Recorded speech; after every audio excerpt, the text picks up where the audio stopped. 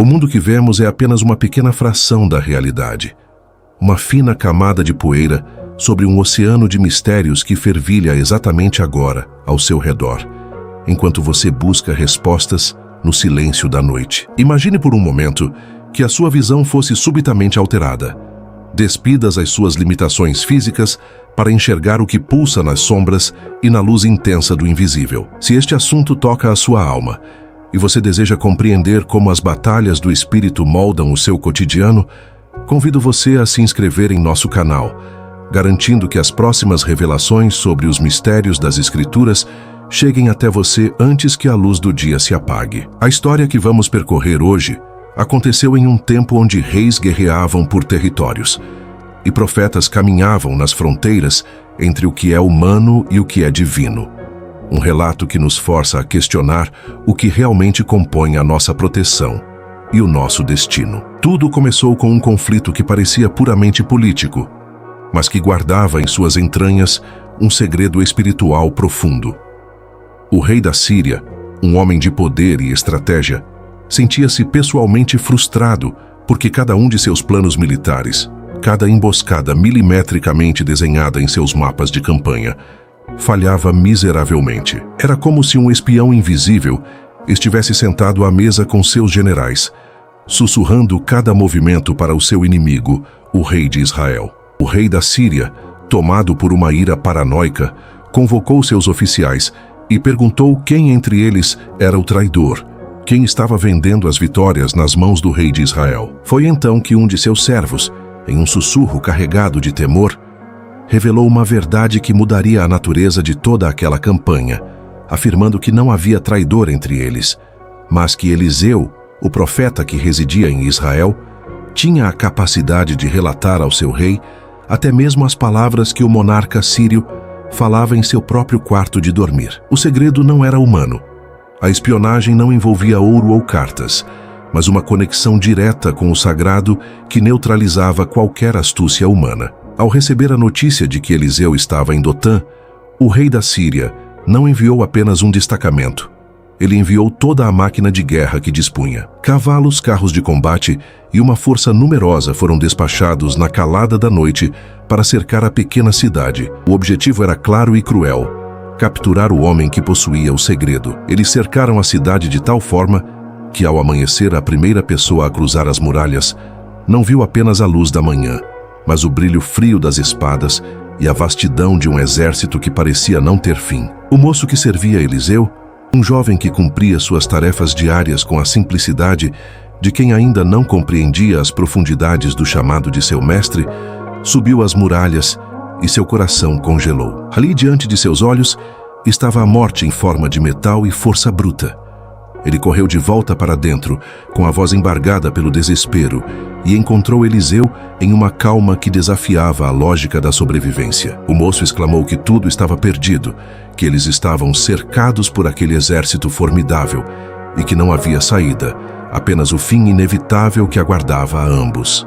Eliseu, contudo, não se levantou com pressa, não empunhou uma espada e nem buscou esconderijos. Ele olhou para o seu moço com uma serenidade que parecia vir de outro mundo e pronunciou as palavras que ecoam através dos séculos como um bálsamo para o medo. Não temas, porque mais são os que estão do que os que estão com eles. Naquele momento, o moço deve ter pensado na loucura que havia tomado conta de seu mestre, pois diante de seus olhos apenas 2 homens estavam presentes, enquanto lá fora milhares de soldados aguardavam o comando para o ataque. Foi então que Eliseu fez a única coisa que poderia mudar a percepção daquela realidade. Ele não orou para que os sírios desaparecessem, não pediu fogo do céu naquele instante preciso, mas fez uma petição simples e direta ao Criador. Abre os olhos do moço para que ele veja. Que os olhos do rapaz foram abertos, não porque ele tivesse ganhado uma nova visão física, mas porque a sua percepção espiritual foi finalmente aberta para a verdade que sempre esteve lá. O que ele viu naquela colina fez com que o exército sírio, com toda a sua força e aparato, parecesse uma sombra insignificante diante da realidade. Ao redor de Eliseu, cobrindo cada centímetro da colina, havia um exército de cavalos e carros de fogo. Uma milícia celestial, uma guarda de elite do reino espiritual, estava posicionada com precisão absoluta, pronta para intervir. O moço percebeu que o cerco que ele temia era apenas uma ilusão comparado à proteção que já os envolvia. Aquele exército invisível não era um reforço que chegara apenas naquele momento, mas uma presença constante que o moço, em sua limitação humana, nunca havia sido capaz de perceber. O medo que antes paralisava suas pernas dissipou-se, dando lugar a um assombro reverente. A lição era clara. A nossa percepção é limitada, mas a proteção que nos cerca é vasta e indestrutível, ainda que nossos olhos tenham em focar apenas nas ameaças que podemos tocar. A história não termina na visão da colina, mas avança para um desfecho que revela o caráter de Eliseu e a natureza do poder divino. Quando os sírios desceram para capturá-los, Eliseu clamou mais uma vez, pedindo que aquela multidão fosse ferida de cegueira. E assim aconteceu. Não uma cegueira física que os impedisse de caminhar, mas uma confusão mental que os desconectou da realidade ao seu redor. Eliseu, com a autoridade de quem sabia exatamente o que estava fazendo, saiu ao encontro deles e os guiou pessoalmente até o coração da capital inimiga, Samaria. Imagine o choque dos soldados sírios quando, ao terem a visão restaurada por um novo pedido de Eliseu, perceberam que não estavam mais no campo de batalha, mas cercados pelos muros de Samaria e pelos soldados de Israel. Eles haviam sido capturados sem que um único golpe de espada fosse desferido. O rei de Israel, vendo seu inimigo indefeso, perguntou a Eliseu se deveria matá-los. Mas a resposta de Eliseu revelou uma ética diferente, baseada não na vingança, mas na justiça superior. Eles não deveriam ser mortos, pois não eram prisioneiros de guerra comuns, mas homens que foram levados ali pela soberania divina. Eliseu ordenou que fossem alimentados, que recebessem pão e água, e que fossem devolvidos ao seu senhor, demonstrando que a vitória verdadeira não reside na destruição do inimigo, mas em sua rendição perante uma força que ele não pode compreender. Este relato bíblico nos convida a considerar a natureza das batalhas que enfrentamos em nosso dia a dia. Muitas vezes nos sentimos como o moço de Eliseu, encarando muralhas, dificuldades financeiras, crises familiares ou incertezas que parecem um exército numeroso pronto para nos consumir. Ocupamos nossa mente com as estratégias do medo, analisando os cavalos e as armas do inimigo, esquecendo-nos de que a nossa perspectiva atual é apenas uma parte da história. A pergunta que ecoa para cada um de nós, nestes tempos de agitação e incerteza, é se temos buscado a visão espiritual necessária para enxergar o que está oculto. O exército de fogo não é uma metáfora poética, mas um lembrete de que existe uma realidade superior que rege o cosmos e que está atenta àqueles que buscam viver sob a égide dos princípios divinos. A cegueira em sentido espiritual é a nossa maior inimiga, pois ela nos faz acreditar que estamos sós, que somos frágeis e que o mal ao nosso redor é a última palavra sobre o nosso futuro. Ao refletirmos sobre a jornada de Eliseu, notamos que o profeta não possuía uma armadura de metal, nem um exército terrestre sob seu comando direto. Sua força vinha da sua conexão inabalável com o Todo-Poderoso, uma conexão que lhe permitia viver sem o peso da ansiedade. Quando entendemos que a batalha espiritual é real, passamos a valorizar mais o silêncio e as orações do que a correria desenfreada por soluções puramente humanas. A visão que o moço recebeu em Dotã não foi dada para que ele se sentisse superior aos sírios, mas para que ele compreendesse que a sua segurança não dependia de suas próprias mãos, mas da vontade daquele que comanda as hostes celestiais. Essa percepção altera a forma como tratamos os outros, como encaramos nossos problemas e como esperamos pelo desfecho de situações impossíveis. O pão e a água dados aos sírios são a prova de que, quando estamos seguros sob a proteção divina, não precisamos agir com o ódio